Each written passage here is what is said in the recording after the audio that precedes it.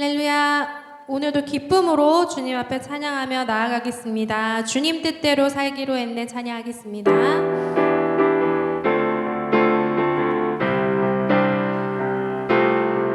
주님 뜻대로 살기로 했네. 주님 뜻대로 살기로 했네. 주님 뜻대로 주님 뜻대로 살기로 했네. 뒤돌아서지 않겠네. 뒤돌아서지 않겠네. 이 세상 사랑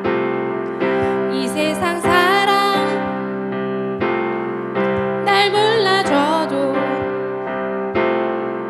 이 세상 사랑 날 몰라줘도 이 세상 사랑 날 몰라줘도 뒤돌아서지 않겠네. 세상 등지고 십자가 보내. 세상 등지고 십자가 보내. 세상 등지고 십자가 보내. 뒤돌아서지 않겠네. 뒤돌아서지 않겠네. 어떠한 시련이 와도 수많은 유혹 속에도 신실하신 주님 약속 나 붙들리라. 세상이 이해 못하고 우리를 조롱하여도 신실하신 주님 약속만 붙들리라. 결코 돌아서지 않으리. 어떠한 시련이 와도 수많은 유혹 속에도 신실하신 주님 약속 나 붙들리라.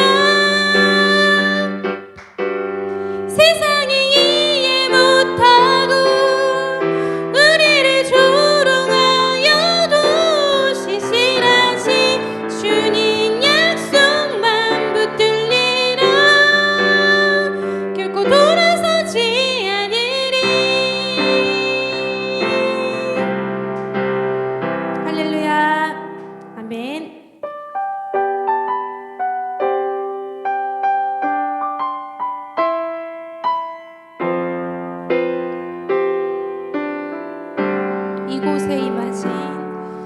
이곳에 임하신 하나님 나라 가난한 마음으로 바라보리라.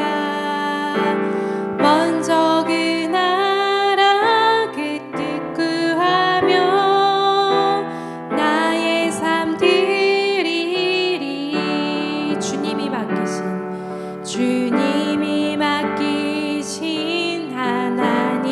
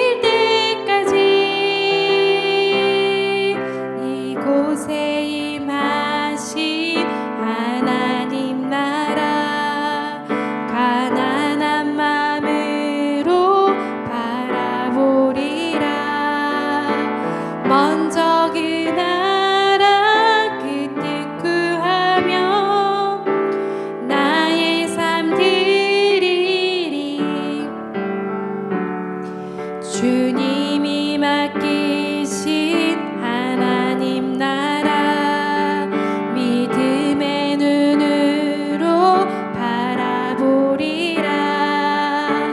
하늘의 뜻이 이 땅 가운데 완성될 그날까지 믿음 다여 그 위에 서리라. 하나님의 나라는 무너지지 않으리. 믿음 다여 그 나라 세워가리라. 주님 곧 오실 때까지 믿음 다하여 그 위에 서리라. 하나님의 나라는 무너지지 않으리. 믿음 다여 그 위에 세워가리라. 주님 곧 오실 때까지 우리 한 번 더 믿음 다하여 그 위에 서리라. 하나님의 나라는 무너지지 않으리. 믿음 다여 그 나라 세워가리라. 주님 곧 오실 때까지. 제가 원래 오늘 멘트를 잘 안 하는데 한 가지 나누고 싶은 게 있어서 잠깐 나누고 믿음으로 서리를 한 번 더 찬양하도록 하겠습니다. 우리 이번 주에 톡으로 그 채팅창 앱 깔면 물어보면 답이 다 나오는 거였잖아요. 근데 그거를 이제 우리 수환 형제가 그걸 알려주고 저는 사실 그 가입하기도 싫어서 하지도 않았어요. 근데 이제 수환 형제가 막 뭐 이거저거 막 물어보고 막 현미밥 칼로리도 막 물어보고 막 이런 걸 물어봤는데 정말 자세하게 잘 알려주는 거예요. 근데 이제 호영 형제가 주님 오실 날이 언젠지 물어보면 답을 해주냐고 그런 질문을 했는데 제가 그 질문에서 되게 많은 생각을 했어요.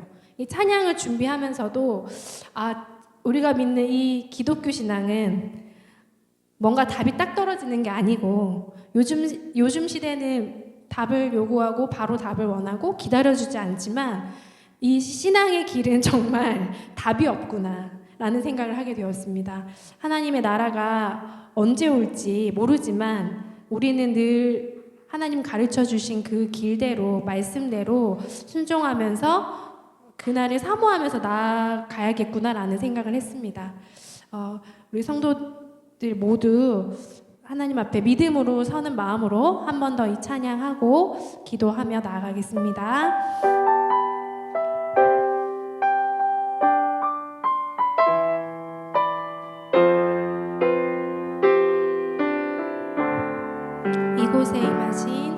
이곳에 임하신 하나님 나라 가난한 마음으로 바라보리라.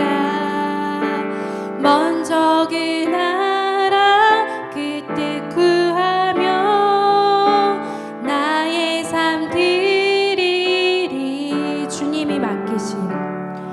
주님이 맡기신 하나님 나라 믿음의 눈으로 바라보리라. 하늘의 뜻이 이 땅 가운데 완성될 그날까지 믿음 다하여 그 위에 서리라. 하나님의 나라는 무너지지 않으리. 믿음 다하여 그 나라 세워가리라. 주님 곧 오실 때까지 우리 함께 기도하며 나아가겠습니다. 하나님께서 우리를 교회로 불러주셨습니다. 예수님께서 제자들에게 명하신 그 명령을 우리는 주님이 오실 그날까지 성실하고 순종하는 마음으로 지켜나가야 될 줄 믿습니다. 이 땅 가운데 살아갈 동안 우리에게 주신 사명들을 기억하고 제자로서 우리가 복음을 전하고 하나님의 사랑을 전하는 그런 삶으로 살아갈 수 있도록 해달라고 이 시간 함께 기도하며 나아가겠습니다. 기도하시겠습니다. 주님, 우리를 주님의 제자로 불러주셔서 감사합니다. 하나님, 우리가 연약하고 우리의 삶이 하나님 녹록지 않음을 하나님 우리의 연약함을 이 시간 고백합니다. 그럼에도 불구하고 하나님 우리에게 주신 사명들을 기억하며 다시 한번 새 힘을 내서 나아가기 원하오니 주님, 우리를 불쌍히 여겨 주시옵소서. 우리에게 믿음을 더하여 주시옵소서. 주님이 정말 언제 오시는지 우리가 알 수만 있다면 얼마나 좋을까요? 하지만 하나님께서 언제 오실지 하나님 그날이 도적같이 임할 텐데 하나님 우리가 늘 준비할 수 있도록 영육간에 깨어 있을 수 있도록 성령 충만함으로 함께하여 주시옵소서. 예배를 주관하여 주시옵소서. 예배를 주관하여 주시옵소서. 말씀을 전하시는 목사님 함께하여 주시고 말씀이 선포될 때에 하나님 우리가 아멘으로 귀한 말씀으로 나에게 주시는 말씀으로 하나님 받을 수 있도록 은혜를 더하여 주시옵소서. 주님 홀로 영광 받아주시며 하나님 이곳 가운데 성령 하나님으로 충만히 임하여 주시옵소서. 감사합니다. 예수님의 이름으로 기도드립니다. 모두 자리에서 일어나시겠습니다. 임내송 찬양하도록 하겠습니다.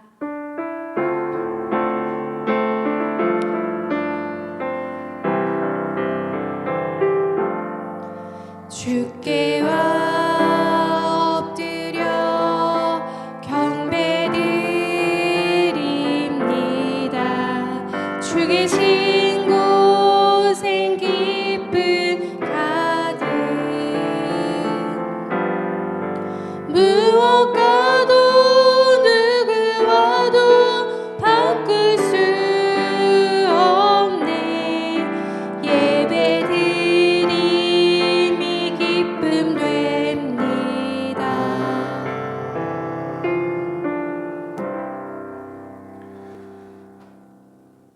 그러므로 형제들아, 내가 하나님의 모든 자비하심으로 너희를 권하노니 너희 몸을 하나님이 기뻐하시는 거룩한 산제물로 드리라. 이는 너희가 드릴 영적 예배니라. 아멘.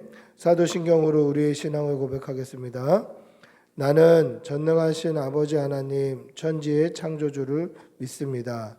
나는 그의 유일하신 아들 우리 주 예수 그리스도를 믿습니다. 그는 성령으로 잉태되어 동정녀 마리아가서 나시고 본디오 빌라도에게 고난을 받아 십자가에 못 박혀 죽으시고 장사된 지 사흘 만에 죽은 자 가운데서 다시 살아나셨으며 하늘에 오르시어 전능하신 아버지 하나님 우편에 앉아 계시다가 거기로부터 살아있는 자와 죽은 자를 심판하러 오십니다. 나는 성령을 믿으며 거룩한 공교회와 성도의 교제와 죄를 용서받는 것과 몸의 부활과 영생을 믿습니다. 아멘. 찬송가 8장 찬송하시겠습니다.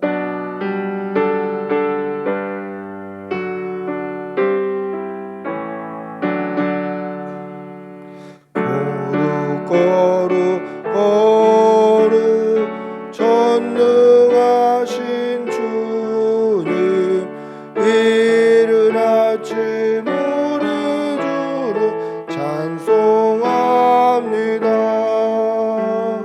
거룩 거룩 거룩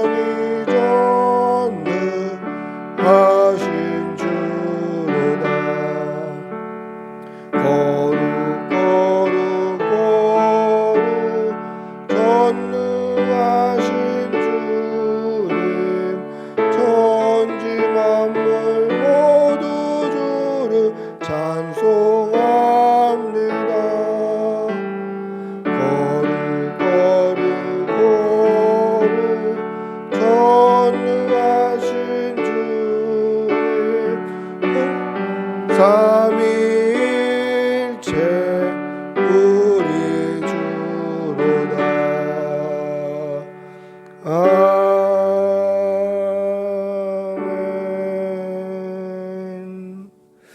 아멘.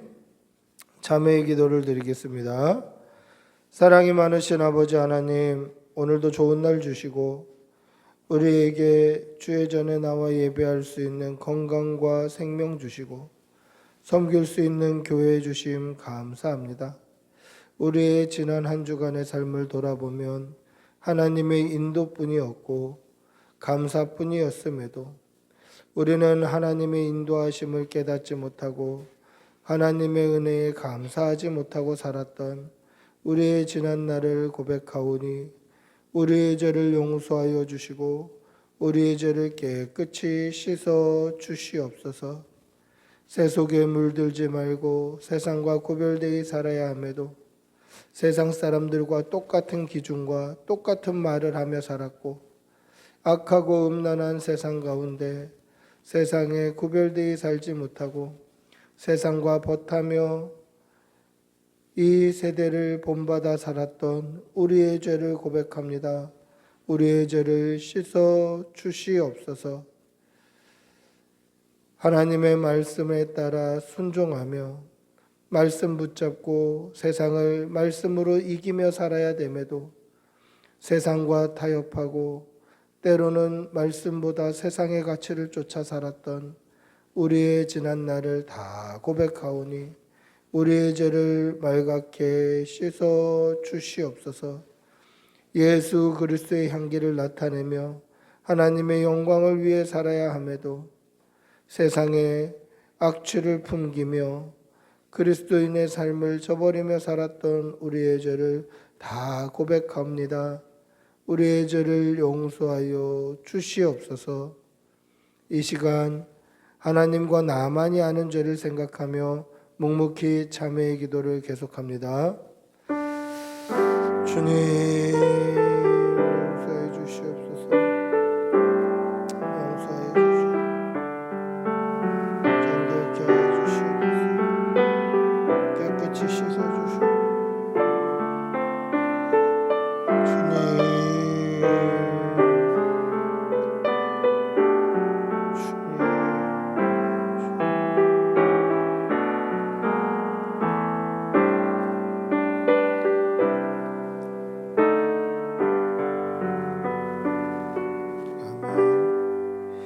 하나님의 사죄의 음성을 듣겠습니다. 만일 우리가 우리의 죄를 자백하면 그는 미쁘시고 의로우사 우리의 죄를 사하시며 우리를 모든 불의에서 깨끗하게 하실 것이니라. 아멘. 자리에 앉으시겠습니다. 찬송가 303장 찬송하시겠습니다.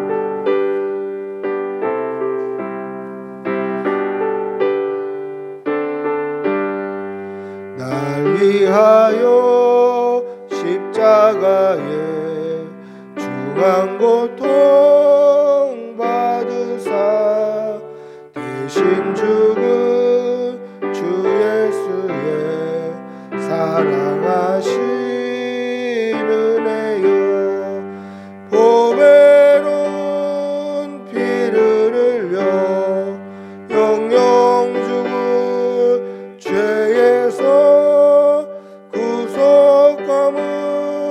받으누리 어찌 찬양 안 할까 예수 안에 있는 우리 한량없이 즐겁고 주 성령의 위로함이 마음속에 차도다.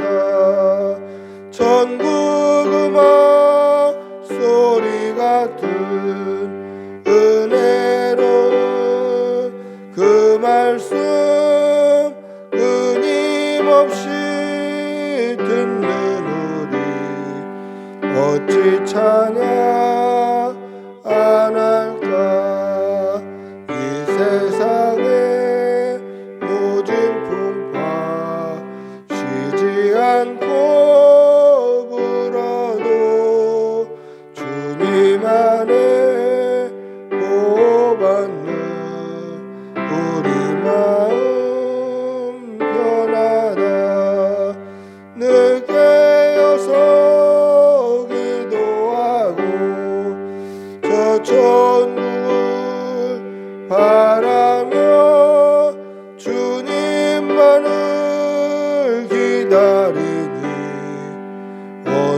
찬양 안 할까.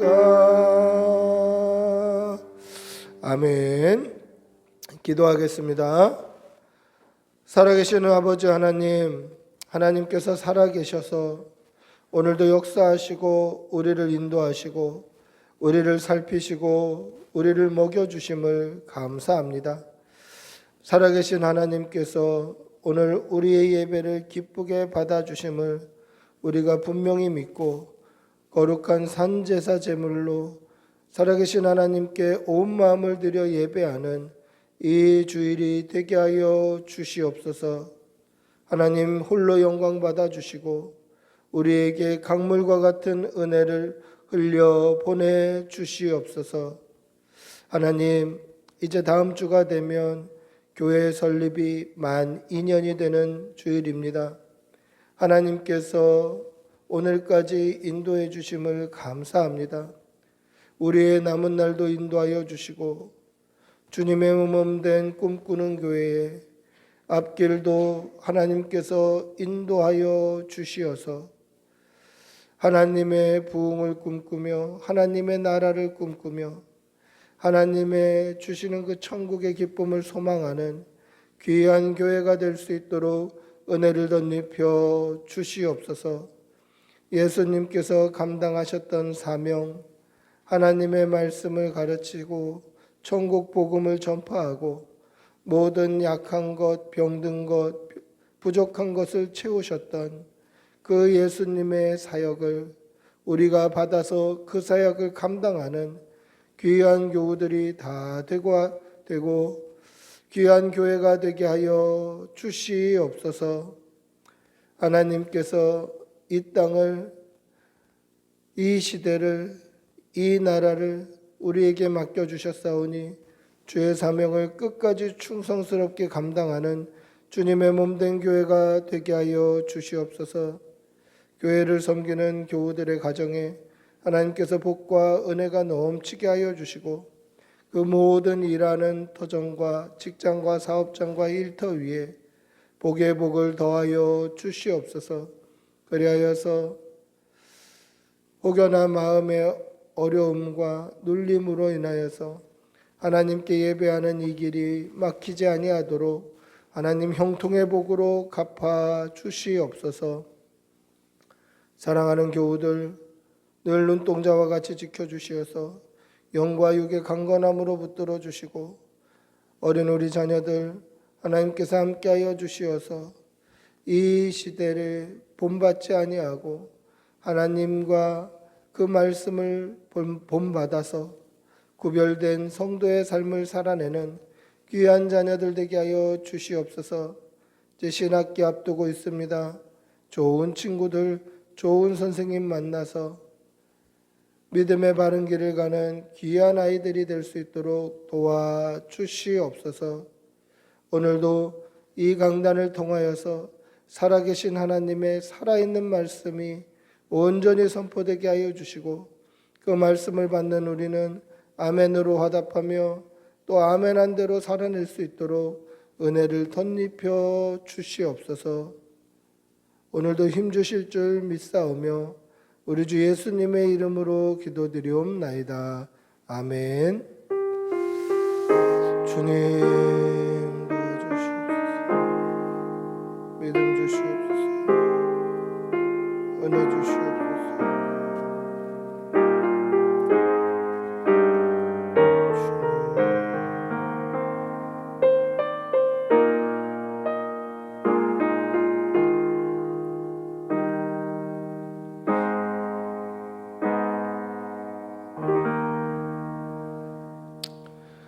하나님의 말씀 함께 보시겠습니다. 누가복음 7장 41절에서 47절입니다.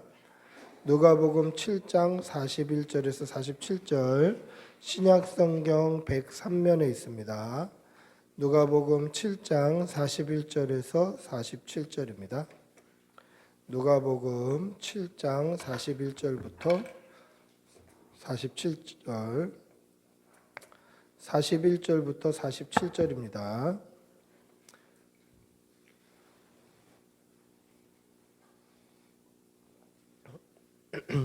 우리 천천히 한 목소리로 함께 읽겠습니다. 같이 읽겠습니다.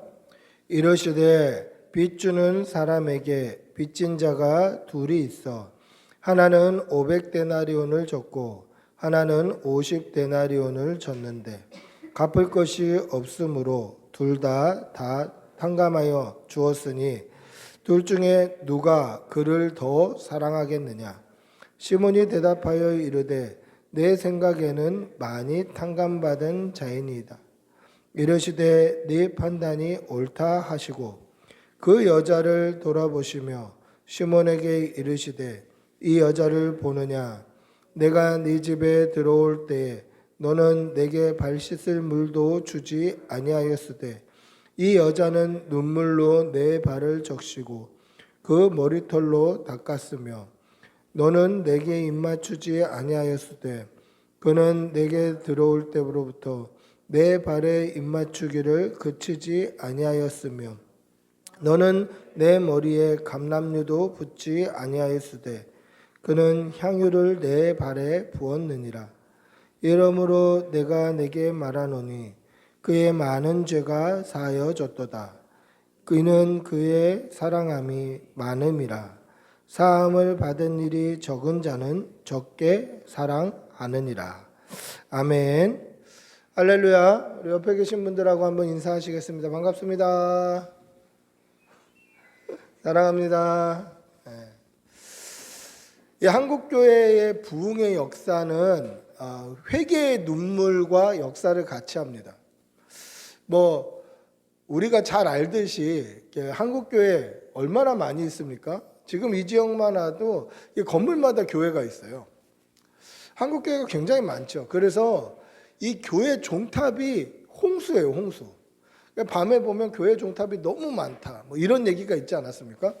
그래서 이 교회 종탑을 세우는 법규가 굉장히 강해졌어요.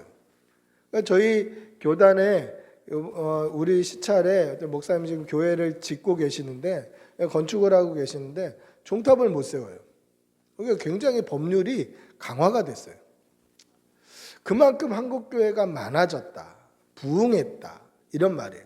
근데 무엇 때문에 부흥했나 보면 회개의 눈물 때문에 부흥한 거예요. 여러분 여기에는 이견이 없어요. 1907년 1월 평양에 있는 장대영 교회에서 부흥 사경회가 있었습니다. 그 부흥 사경회 마지막 날 밤에 선교사님들과 교회 지도자들과 그 교회 장로들과 이러한 직분자들이 그 입에서 막 자신들의 죄가 터져 나온 거예요. 자신들의 죄가 터져 나오고 울며 눈물로 회개했던 그 회개 운동이 전국으로 확산되면서 한국교회가 부흥을 한 겁니다. 따라서 한국교회의 부흥의 이유가 뭐냐 물어보면 다른 게 아니라 회개의 눈물이에요. 회개의 눈물. 죄의 고백, 그 회개의 눈물이 한국교회의 부흥의 역사다라는 것이죠. 여러분, 지난 2007년도에 한국교회 부흥, 이 1907년에 있었던 부흥 100년 이래가지고 어게인 1907 이런 집회를 부산에서 굉장히 크게 했었던 적이 있었습니다. 한 일주일간 부산에서 집회를 했는데 마침 그때 제가 부산에서 사역을 하고 있어서 그 부산 집회를 계속 가게 된 거예요. 우리 교인들을 인솔해서 자동차 운전해서 뭐 이렇게 가게 됐는데 그 어게인 1907 집회를 보면서 부흥이 다시 오지는 않겠다 이런 생각이 들더라고요. 해운대 바닷가에 뭐 10만 명이 모였다, 13만 명이 모였다 이랬습니다.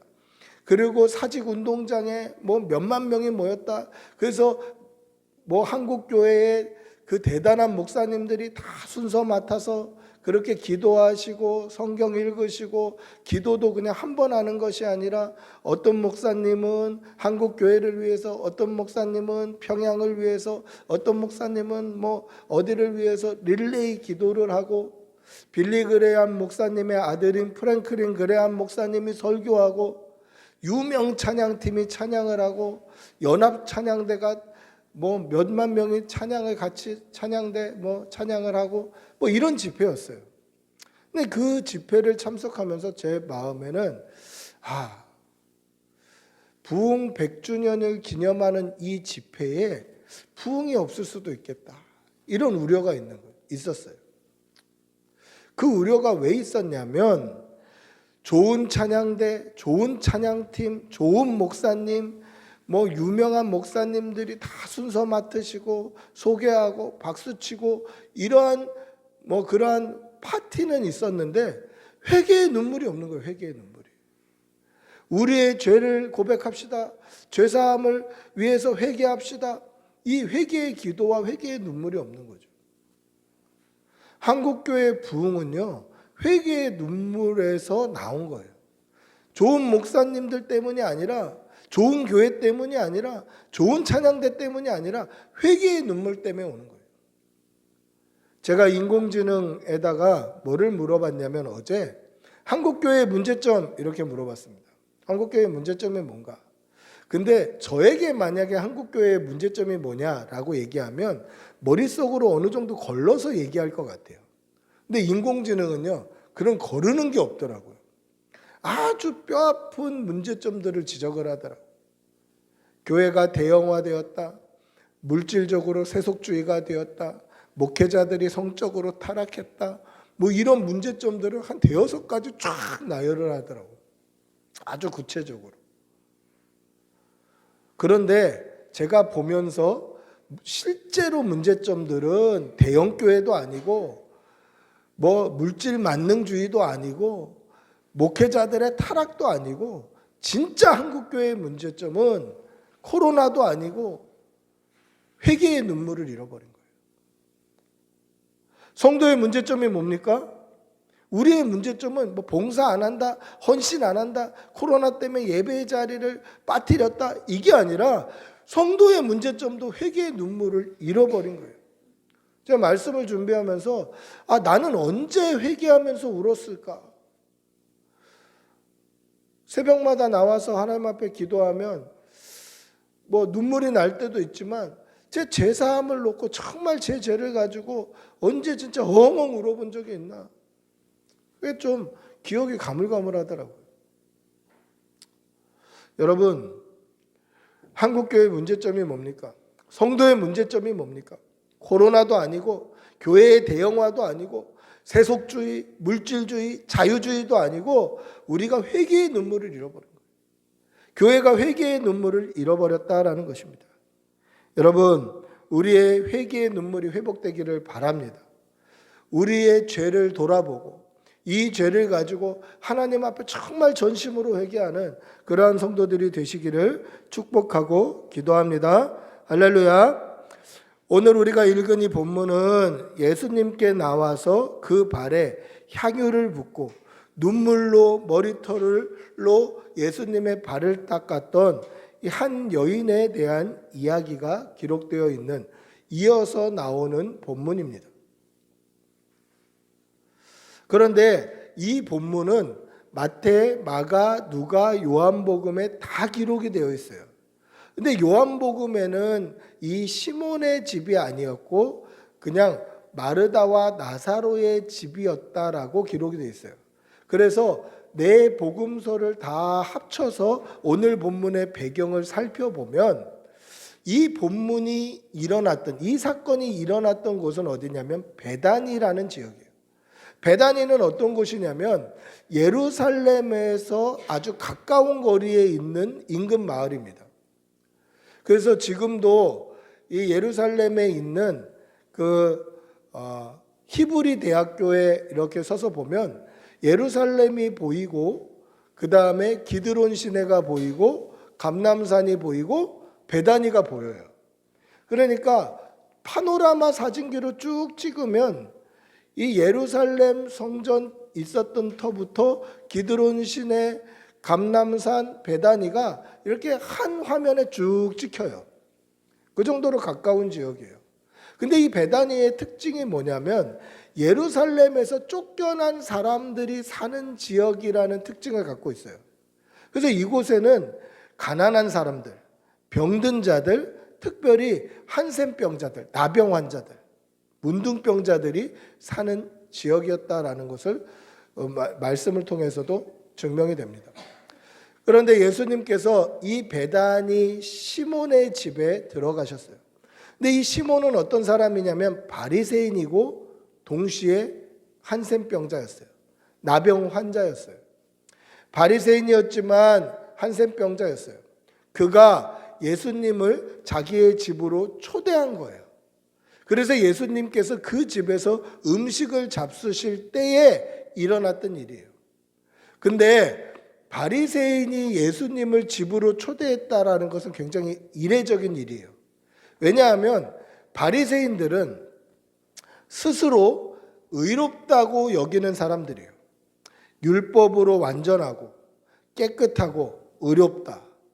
그러니까 그 의로운 사람들이 구원자 예수님, 죄사함의 권세를 가지신 예수님을 찾을 이유가 없죠. 자기는 죄가 없는데, 의로운데. 그러면서 바리새인들이 예수님을 보는 관점은 그냥 랍비 정도, 선생님 정도로 보고 있었어요. 그런데 이 시몬은 예수님을 단순히 랍비, 선생님 정도로 본 것이 아니라 그래도 선지자 정도로 봤다는 것을 알 수 있어요. 예수님을 선지자쯤은 되겠다. 그래, 예수님이 보통 랍비나 보통 선생들보다는 조금 다르다. 그래서 선지자 정도로 보고 자신의 집으로 초대해서 음식을 같이 잡수시기를 청했다라는 것이죠. 그런데 식사 중에 한 여인이 들어와서 예수님의 발에 입을 맞추며 옥합을 깨트려서 향유를 그 발에 붓고 머리털로 예수님의 발을 씻는 사건이 생겨버린 것입니다. 그러니까 집으로 예수님을 초대한 사람의 입장에서는 참 난감하고 난처한 상황인 거죠. 내가 초대도 하지 않았는 여자가 들어와서 예수님 발에 입 맞추며 향유를 붓고 머리털로 그 발을 씻기는 어떻게 보면 좀 기이한 그림이 펼쳐지고 있는 것입니다. 그런데 이 여인이 어떤 여인이었나? 성경에 보면 요한복음에는 이 여인을 마리아라고 기록하고 있는데 오늘 우리가 읽은 말씀에 보면 뭐라고 되어 있냐면 죄를 지은 유명한 여자로 표현이 되고 있어요. 우리 한번 누가복음 7장 37절에서 38절 한번 읽어볼까요? 누가복음 7장 37절에서 38절. 오늘 우리가 읽지는 않았습니다만은 우리가 읽은 본문 앞쪽에 있습니다. 누가복음 7장 37절에서 38절 같이 읽어보겠습니다.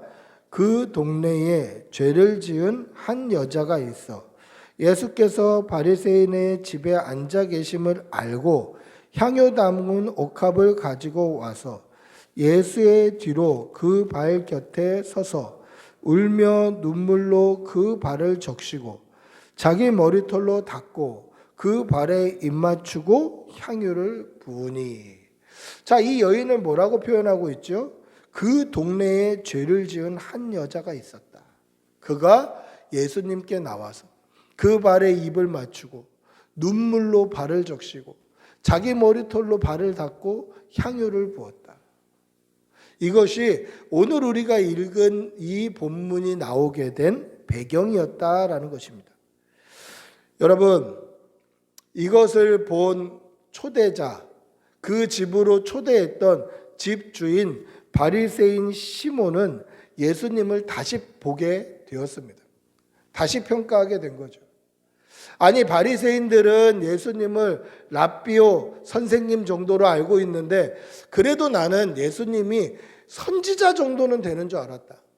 내가 선지자 정도는 되는 줄 알았는데 지금 자신의 발에 입 맞추고 발을 씻기고 향유를 붓는 저 여자가 죄인이라는 사실을 어떻게 한눈에 알아보지 못하냐.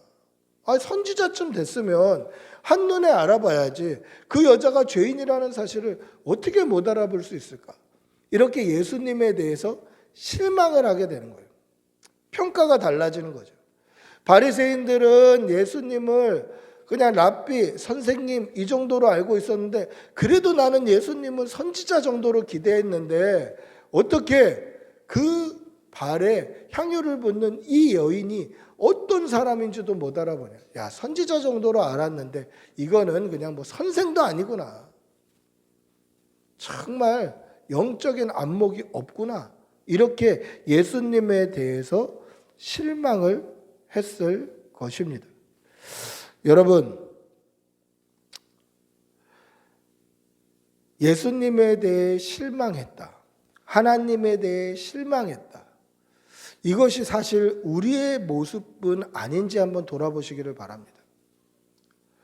우리도 믿음 생활할 때 간혹 하나님 앞에, 주님 앞에 실망할 때가 있지는 않은지 한번 돌아보시기를 바랍니다. 하나님의 인도하심, 하나님의 섭리, 하나님의 계획, 하나님의 기도의 응답이 내 마음에 들지 않아서 기대는 잔뜩 했다가 실망하는 경우가 우리에게도 있지는 않은지 한번 돌아보시기를 바랍니다. 기대를 잔뜩 했다가 하나님의 인도하심이 내 생각과 달라서 하나님의 섭리와 하나님의 기도의 응답이 내가 원하는 방향과 같지 않아서 실망할 때가 우리에게는 없었는지 한번 돌아보시기를 바랍니다. 과연 그게 바른 믿음일까요? 내가 생각한 대로, 내가 기대한 대로, 내가 마음에 품은 대로 하나님이 역사해 주시지 않으셔서, 하나님이 인도해 주시지 않으셔서 실망하는 것, 이것이 과연 바른 신앙인의 모습인가 하는 것입니다. 그래서 내가 원할 때는 하나님 붙들었다가 하나님께서 내 원함을 채우지 아니하실 때는 믿음 쓱 치워놓고 하나님 쓱 밀어놓고 그냥 세상에 물들어 살아가다가 다시 주일에 와서 하나님 찾는 것, 이것이 바른 신앙인의 모습인가 하는 것입니다. 여러분, 하나님의 뜻과 인도하심과 계획과 섭리가 우리의 생각과 다를지라도 우리는 끝까지 믿음으로 하나님을 따라가야 됨을 꼭 기억하시기를 바랍니다. 내가 원하는 대로 하나님 이렇게 해주세요, 이게 믿음이 아니라, 믿음은 내가 원하는 방향과 달라도, 하나님의 말씀이 나의 기대와 달라도, 하나님의 응답이 내 생각과 달라도 내 생각과 내 기대와 내 하나님께 품었던 마음들을 다 내려놓고 온전히 하나님의 뜻을 쫓아가는 것, 이것이 믿음임을 꼭 기억하시기를 바랍니다.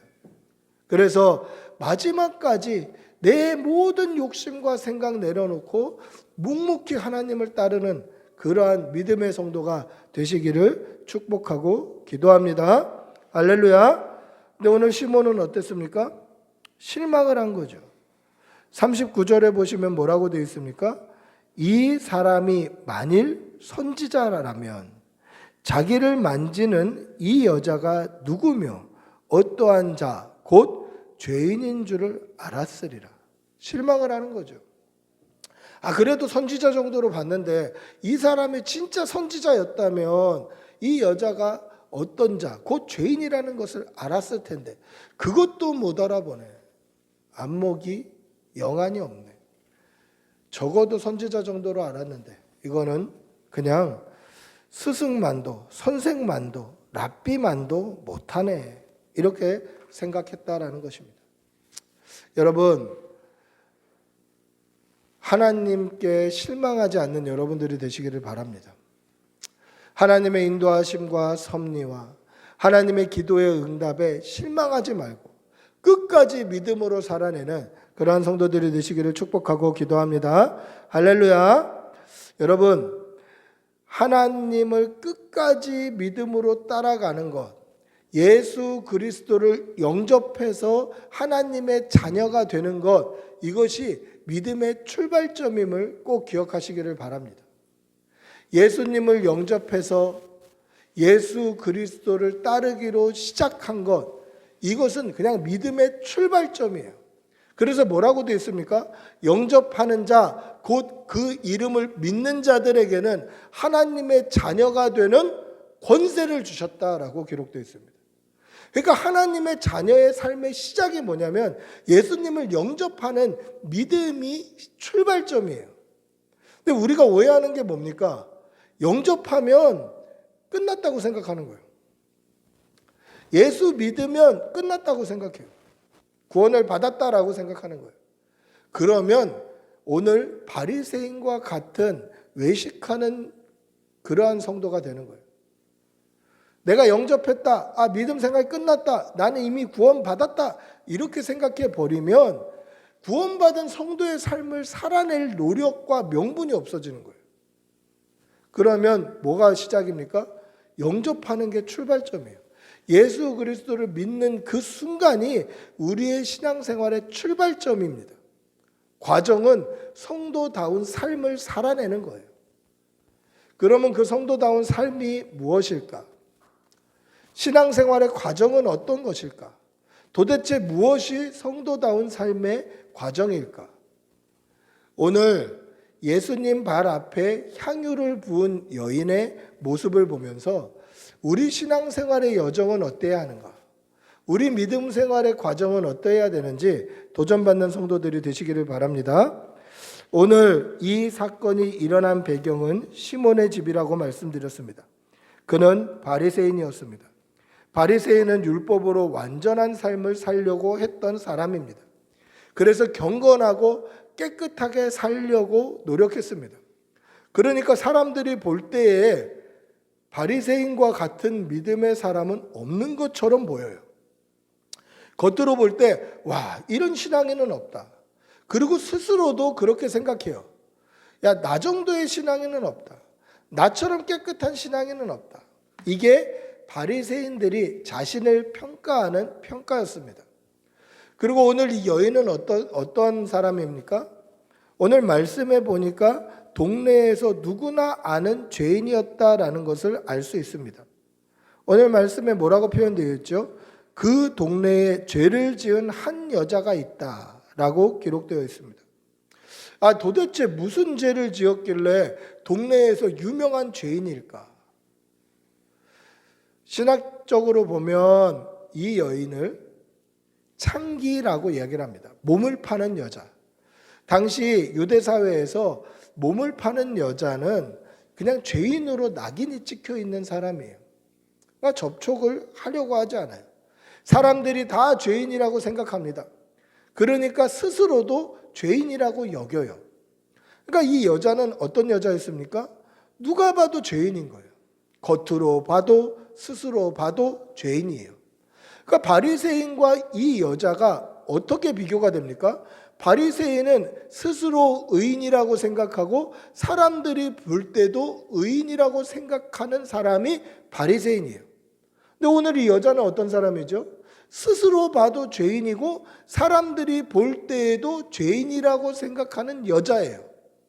그러니까 스스로도 나는 의인이다. 사람들이 볼 때도 저 사람은 의인이다 라고 하는 바리새인 시몬과 요한복음에 마리아라고 언급되는 온 동네가 다 아는 죄인, 그래서 스스로도 죄인이고 사람들이 봐도 죄인이라고 여기는 한 여자가 비교되고 있는 거예요. 여러분, 사람들이 다 그렇게 봅니다. 스스로도 그렇게 생각합니다. 바리새인은 스스로 의롭다 생각하고 사람들도 의롭다고 칭찬해 줍니다. 그리고 이 여인은 스스로 죄인이라고 생각하고 사람들도 죄인이라고 정죄하고 손가락질합니다. 그러면 정말 죄인일까요? 정말 의인일까요? 사람들이 그렇게 봅니다. 스스로도 그렇게 봅니다. 과연 그게 바른 평가일까요? 중요한 건 뭡니까? 사람들이 다 그렇게 본다. 나도 그렇게 본다. 이게 중요한 게 아니라 중요한 것은 하나님이 어떻게 보시는가 하는 거예요. 하나님이 어떻게 보시는가? 하나님이 과연 이 바리새인을 어떻게 보고 계시는가? 하나님이 과연 이 여인을 어떻게 보고 계시는가? 그리고 하나님은 이 바리새인과 이 여인을 어떻게 대우하시는가? 여러분, 이게 중요한 거예요. 심판은 하나님이 하시는 거예요. 복 주시는 이도 하나님이세요. 이 사실을 믿으시기 바랍니다. 그러니까 내가 나를 어떻게 보는가, 사람들이 나를 어떻게 보는가, 이게 중요한 게 아니라 마지막 심판하실 때 하나님이 나를 어떻게 보실까? 하나님이 과연 나를 어떻게 보고 계실까? 이것이 중요함을 믿으시기 바랍니다. 여러분, 하나님 앞에 신실한 믿음의 성도가 되시기를 바랍니다. 오늘 예수님께서는 하나님이 어떻게 보실까를 설명하시기 위하여서 오늘 이 비유의 말씀을 하시는 거예요. 이 예화를 들여서 하나님이 과연 어떻게 보실까? 그리고 어떤 것이 성도의 삶일까를 제시해주고 계시는 것입니다. 여러분, 오늘 41절, 42절 한번 다시 읽어볼까요? 오늘 우리가 읽었던 본문 41절, 42절입니다. 같이 읽어보겠습니다. 시작. 이르시되 빚주는 사람에게 빚진 자가 둘이 있어 하나는 500데나리온을 졌고 하나는 50데나리온을 졌는데 갚을 것이 없으므로 둘 다 탕감하여 주었으니 둘 중에 누가 그를 더 사랑하겠느냐. 할렐루야. 여러분, 한 데나리온은 노동자의 하루 품삯이라고 말씀드렸습니다. 오늘날 그냥 하루 일당을 10만 원으로 쳤을 때 이 이야기의 내용은 이래요. 한 사람은 5천만 원 빚졌고 한 사람은 500만 원을 빚졌는데 빚을 주는 사람이 둘 다 갚을 것이 없는 것을 보고 다 탕감해 주었어요. 갚지 않아도 된다. 차용증을 찢어버려 준 거예요. 그랬을 때 누가 더 그를 사랑하겠느냐. 여러분, 여기서 중요한 것은요, 빚 주는 사람이 누구를 더 사랑했느냐 이렇게 물어보지 않았어요. 한 사람은 500만 원 빚졌어요. 이거는 뭐 어떻게 하면 갚을 수 있을 것 같아요. 그런데 한 사람은 5천만 원 빚졌어요. 그런데 성경은 둘 다 갚을 길이 없다라고 말씀하고 있어요. 그래서 둘 다 탕감해 줬어요. 빚을 없애준 거예요. 그런데 이 주인이 누구를 더 사랑했느냐 이렇게 물어보지 않고 탕감받은 자들 중에 누가 더 주인을 사랑하겠느냐 이렇게 물어본 거예요. 그 말은 뭡니까?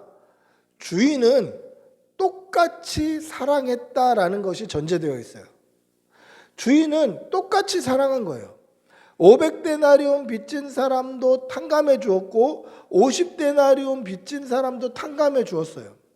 그러니까 500데나리온 빚진 자나 50데나리온 빚진 자나 똑같이 탕감해 주었다. 이 말은 무슨 얘기입니까? 똑같이 사랑했다는 거예요, 주인은. 똑같이 사랑했다. 이게 전제되어 있는 거예요. 그러니 똑같은 사랑받은 사람들 중에 누가 더 주인을 사랑하겠느냐? 시몬이 뭐라고 대답합니까? 많이 탕감받은 자가 더 사랑하지 않겠습니까? 그러자 예수님께서 네 말이 옳도다 그렇게 이야기를 합니다. 많이 탕감받은 자가 더 사랑하는 것이죠. 여러분, 많이 탕감받은 자가 더 사랑한다라는 것이 예수님께서 오늘 우리에게 말씀하시고자 하는 성도의 삶이다라는 거예요. 많이 탕감받은 자가 더 주인을 사랑한다. 이 말은 뭡니까? 여기서 빚이 뭐죠? 우리의 죄예요. 그런데 우리의 죄를 모두 다 탕감해 주신 것은 하나님의 사랑이에요. 공평하신 하나님께서 우리의 모든 죄를 예수 그리스도의 대속 십자가의 보혈로 말미암아 다 씻어 주신 거예요. 그런데 스스로 의롭다고 생각하고 내가 죄인이 아니라고 생각하는 사람은 이 죄사함의 은혜를 굉장히 작게 보는 것이죠. 그러나 내가 죄인이라고 생각하는 사람은 어떻습니까? 이 죄사함의 은혜가 너무너무 큰 거예요. 똑같이 탕감받았는데 스스로 죄인이라고 생각할수록 이 은혜가 더 큰 거죠. 그래서 그 은혜가 크다고 생각하는 사람일수록 하나님을 더 사랑하게 되는 거예요. 예수님을 더 사랑하게 되는 거예요. 그래서 바울 사도의 고백을 보면 그렇게 열심히 신앙생활하고 그렇게 열심히 전도했고 그렇게 열심히 성경을 기록했던 그 바울 사도의 고백이 어떻습니까? 내가 죄인 중에 괴수입니다. 그렇게 열심히 신앙생활하고 결혼도 하지 않고 그렇게 전도하고 선교하고 그렇게 하나님의 말씀 성경을 많이 기록했던 그 바울 사도가 그 복음에 분명한 사람이 내가 죄인 중에 괴수입니다. 바꿔 말하면 나는 이만큼 하나님 사랑합니다. 나는 이만큼 우리 예수님 사랑합니다라는 고백이더라는 것이죠. 여러분, 죄 사함의 크기가 하나님을 사랑하는 믿음의 크기임을 꼭 기억하시기를 바랍니다. 예수님께서 내 죄를 깨끗게 해주셨다는 이 죄 사함의 은혜를 얼만큼 크게 보느냐, 이것은 내가 얼마나 죄인인지를 깨달으면 그 은혜의 크기를 감당할 수 없는 크기임을 깨닫게 된다라는 것입니다. 여러분, 50데나리온 빚진 자나 500데나리온 빚진 자나 다 갚을 능력이 없습니다.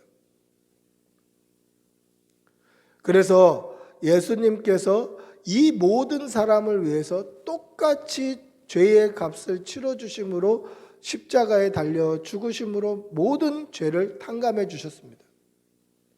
그런데 스스로 50데나리온 빚졌다고 생각하는 사람들은 하나님의 용서의 은혜, 예수 그리스도의 십자가에 대신 죽으신 대속의 은혜를 그렇게 귀하게 여기지 않는다라는 것입니다. 오늘 50데나리온 빚졌다고 생각하는 사람이 누구입니까? 바리새인 시몬이죠. 그럼 500데나리온 빚졌다고 생각하는 사람 누구입니까? 예수님의 발에 향유를 부은 이 여자입니다. 그런데 여기에 두 가지 함정이 있습니다. 이 바리새인 시몬은 성경에 보면 한센병자, 나환자, 문둥병자라고 기록이 되어 있어요. 나환자들의 특징이 뭡니까? 하나님의 저주를 받은 사람이다, 부정한 사람이다라는 꼬리표가 붙어 있어요. 그래서 이 사람이 예루살렘에 살지 못하고 베다니에 사는 이유가 그거예요. 바리새인이었으면 예루살렘에 살아야죠. 그런데 바리새인 시몬이 왜 베다니에 살고 있습니까? 쫓겨난 거예요. 한센병자라서. 하나님의 저주를 받은 자, 부정한 자, 그럼에도 불구하고 자기는 의인이라고 생각하는 거예요. 두 번째 함정은 뭡니까? 바리새인 시몬도 온 동네가 죄인이라고 여기는 이 여자도 다 스스로는 갚을 길이 없는 죄인이다라는 거예요. 스스로 갚을 길이 없는 죄인을 하나님이 똑같이 사랑해 주신 거예요. 이게 얼마나 큰 은혜인가 하는 거죠. 여러분, 이게 얼마나 큰 은혜입니까? 중요한 것은 죄의 경중이 아니에요. 나는 바리새인이고 의롭게 사니까 좀 죄가 가볍고, 저 사람은 뭐 동네 사람들이 다 아는 죄인이니까 죄가 무겁고, 죄의 경중이 중요한 게 아니라 죄의 삭시 사망이라는 게 중요한 거예요. 나에게는 갚을 길이 없어요. 죄의 삭은 사망이에요. 100% 심판이에요. 그렇기 때문에 하나님이 사랑으로 우리에게 독생자를 보내주신 것, 그리고 그 독생자께서 우리의 죄를 대속하시기 위해, 우리의 빛을 탕감하시기 위해 자신이 대신 죽어주신 이 은혜, 이 사랑, 이 긍휼이 우리에게 있다는 것이 더 중요한 것입니다. 여러분, 이 사실을 믿는 여러분들이 되시기를 바랍니다. 겉으로는 의인이고 겉으로는 거룩하다고 생각했던 이 바리새인 시몬, 자신이 죄인이라는 사실을 깨닫지 못했던 이 시몬, 그래서 예수 그리스도의 구원하심, 예수님의 죄사함의 은혜, 이것을 필요로 하지 않았던 이 시몬, 이와 같이 되지 않기를 바랍니다. 성경에는 바리새인들을 뭐라고 얘기합니까? 외식하는 바리새인이라고 수식어가 붙어요. 그리고 예수님은 바리새인들을 향해서, 사두개인들을 향해서 뭐라고 얘기하셨죠? 회칠한 무덤 같다라고 얘기했어요. 속에는 이 시체가 썩어 있는데 밖에는 하얗게 회칠해서 너무 깨끗한 거예요. 속에는 썩어 있는 거죠. 이게 바리새인들의 모습이었다라는 거죠. 이것이 오늘 우리의 모습이 되지 않기를 바랍니다. 속에는 죄가 가득함에도 나는 의인이다, 나는 의로운 사람이다, 스스로 그렇게 교만해지지 않는 성도들이 되시기를 바랍니다. 그럼 어떻게 해야 됩니까? 오늘 이 여인과 같이 예수님의 발 앞에 무릎을 꿇고 눈물로 그 발 앞에 입 맞추며 머리털로 그 발을 씻고 그 발에 향유를 붓는 거죠. 왜 그 발에 향유를 붓고 왜 눈물로 그 발을 씻고 왜 예수님의 발에 눈물을 흘릴 수밖에 없었겠습니까? 그 발이 내 죄를 대신 지시고 그 십자가의 무거운 짐을 지시고 골고다 언덕길을 올라가시는 발이기 때문에 그래요. 그 예수님이 내 죄를 씻어주시기 때문에, 그 예수님이 나를 위해 대신 죽어주시기 때문에.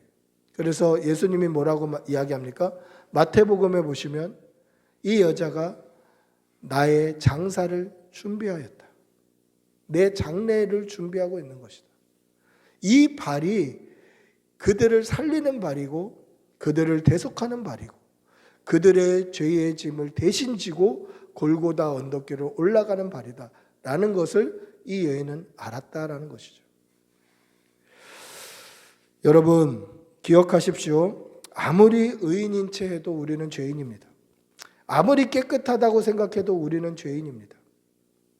이 죄를 해결할 수 있는 능력은 오직 예수님밖에 없음을 믿으시기 바랍니다. 그리고 그 예수님께 눈물로 나아오는 그러한 성도들이 되시기를 바랍니다. 말씀을 맺습니다.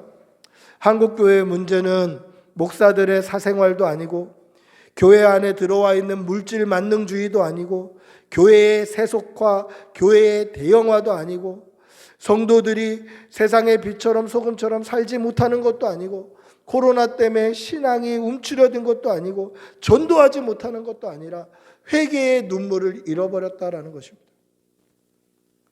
이것이 교회의 문제점이고 이것이 오늘날 성도의 문제점입니다. 회개하지 않는 것. 여러분 1907년 그 당시 성도들보다 지금 우리가 더 깨끗해서 회개하지 않는 것입니까? 그렇지 않아요. 왜 회개하지 않는 것입니까? 죄를 깨닫지 못하기 때문에 회개하지 않는 거예요. 그들보다 지금 우리가 더 깨끗해서가 아니라 오늘 바리새인 시몬과 같이 우리는 스스로 의롭게 생각하는 거예요. 죄인이라고 생각하지 않는 거예요. 이것이 한국교회의 문제점이다라는 것입니다. 여러분 예수님께서 뭐라고 말씀하십니까? 회개하라 천국이 가까웠느니라. 회개의 눈물이 사라지면 하나님을 사랑하는 사랑의 크기도 사라지는 것이고 교회의 부흥도 성장도 세속화도 끝나는 것입니다. 세속화를 막을 수가 없게 되는 거죠. 회개의 눈물이 회복되는 그러한 성도들이 되시기를 바랍니다. 우리 한번 같이 기도하겠습니다. 같이 기도할 때 하나님 우리에게도 오늘 이 여인처럼 회개의 눈물이 회복되게 하여 주시옵소서. 예수님의 발이 십자가를 대신 지시는 발이고 우리의 죄를 대속하시는 발이었음을 이 여인이 믿음으로 보았던 것처럼 우리도 그 믿음으로 우리의 죄를 돌아보고 항상 눈물로 하나님 앞에 나아가는 귀한 성도들이 되게 하여 주시옵소서. 우리 주님의 이름으로 같이 기도하겠습니다. 주님 인도하여 주시옵소서. 주님 회개합니다. 용서하여 주시옵소서.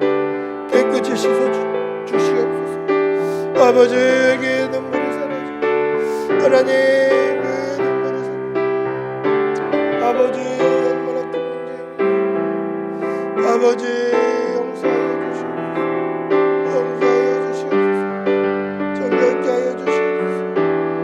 신실하게 하여 주시옵소서. 믿음의 바른 길을 가게 하여 주시옵소서. 주님 도와주시옵소서. 주님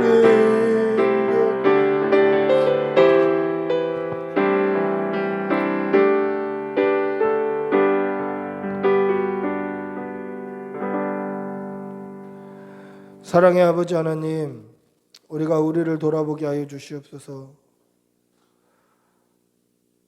우리가 얼마나 추악한 죄인인지 예수 그리스도의 십자가 아니었으면 100% 심판받고 지옥 갈 인생이었다는 것을 잊지 말게 하여 주시고 그 우리가 받은 은혜와 사랑이 얼마나 큰지 날마다 깨닫고 그 사랑을 우리 하나님께 돌려드리며 하나님 정말 사랑하는 귀한 성도들이 되게 하여 주시옵소서. 오늘 하루도 힘주실 줄 믿사오며 우리 주 예수님의 이름으로 기도드리옵나이다. 아멘. 456장 찬송하시면서 준비하신 예물 드리는데요. 오늘 헌금은 튀르키예 선교 현장과 지진 복구를 위한 특별 헌금으로 드리게 됩니다. 그래서 기도하는 마음으로 하나님 앞에 예물 올려드리겠습니다.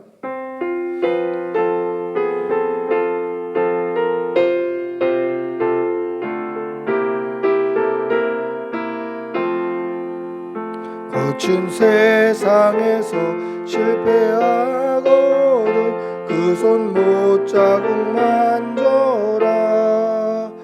고된 일하다가 힘을 얻으리 그 손 못자국 만져라. 그 손 못자국 만져라. 그 손 못자국 만져라.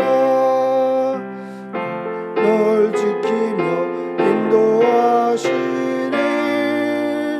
그 손 못자국 만져라. 내가 어둠 속을 걸어갈 때에 그 손 못자국 만져라.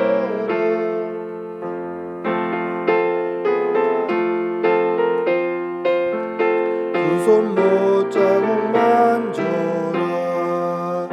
그 손 못자국 만져라. 그 손 못자국 만져라. 주가 널 지키며 인도하시리 그 손 못자국 만져라. 4절 너의 죄악의 짐 무거울 때에 그 손 못자국 만져라. 문 열고서 주를 모셔라. 그 손 못자국 만져라. 그 손 못자국 만져라. 그 손 못자국 만져라. 주가 널 지키며 인도하시리 그 손 못자국 만져라. 아멘. 기도하겠습니다. 사랑의 아버지 하나님, 오늘도 좋은 날 주셔서 감사합니다. 하나님의 은혜가 너무도 크고 많고 감사의 제목이 한이 없어서 주의 전에 나올 때 빈손으로 나오지 아니하고 예물 올려드립니다. 이 예물이 쓰여지는 곳에 하나님의 나라가 서게 하여 주시고 오늘 드린 예물은 특별히 튀르키예 선교 현장과 그 땅의 지진 복구를 위하여서 하나님 앞에 예물로 올려드립니다. 하나님, 그 땅에 그러한 어려움이 있는 것이 하나님의 어떠한 뜻인지 깨닫게 하여 주시고 그것을 깨달아 하나님의 뜻으로 위로받게 하여 주시고 하나님의 인도하심으로 그 아픈 상처들을 어루만져 주시옵소서. 그 가운데 하나님의 나라가 서도록 하나님 인도하여 주시옵소서. 드린 손길에는 1000배의 복으로 갚아주시고 하는 모든 일과 일터와 사업장과 모든 직장 위에 하나님의 은혜와 복이 넘칠 수 있도록 도와주시옵소서. 간절히 바라옵고 우리 주 예수님의 이름으로 기도드리옵나이다. 아멘. 광고 말씀드리겠습니다. 자세한 광고는 주보를 참조해 주시기 바랍니다. 오늘 꿈꾸는 교회 오신 여러분들 주님의 이름으로 환영하고 축복합니다. 환영합니다. 인사하시겠습니다. 반갑습니다. 환영합니다. 예. 광고 드린 대로 오늘 헌금은 튀르키예 선교 현장과 지진 복구를 위해서 드립니다. 위에서 또 기도해 주시기를 바랍니다. 오늘 주일학교와 양육훈련은 온가족 전도로 쉽니다. 식사 후에 전도용품 준비하고 잠깐 다과한 후에 전도하러 나가도록 하겠습니다. 다음 주 주일은 교회 설립 주일입니다. 3월 첫 주에 첫 예배를 드리고 이제 교회 설립 주일이 이제 3월 첫 주 주일인데요. 그래서 오늘 저희가 이제 케이크를 맞춰 놓고 왔습니다. 다음 주에 우리 교회 생일 파티도 하도록 하겠습니다. 또 우리 감사의 제목을 담아서 한 주간 또 이제 마음을 또 이렇게 모아서 첫 마음을 다시 회복시키는 그러한 귀한 주일이 되기를 또 기도해 주시기를 바랍니다. 모두 일어나셔서 배회 찬양하신 후에 축도로 예배를 마치겠습니다.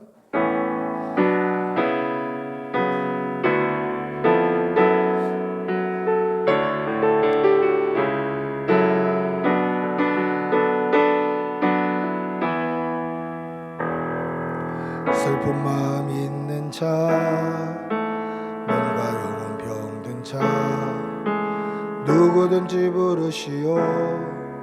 예수 이름 부르시오. 그 이름을 믿는 자, 그 이름을 부르는 자, 그가 어떤 사람이든 그는 구원 얻으리.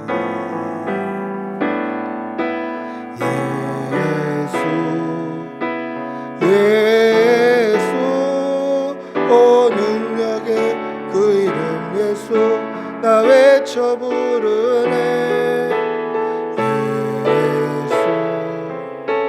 예수 오 능력의 그 이름 예수 나 외쳐 부르네. 예수 그리스도. 기도하겠습니다. 우리 주 예수 그리스도의 은혜와 하나님의 사랑과 성령의 교통하심이 날마다 우리를 돌아보며 회개의 눈물로 아버지 앞에 나아가기를 소원하는 여기 모인 모든 주의 백성들과 그 가정과 일터와 모든 가족 위에 자녀들 위에 지금부터 영원히 함께 있을지어다. 아멘. 주님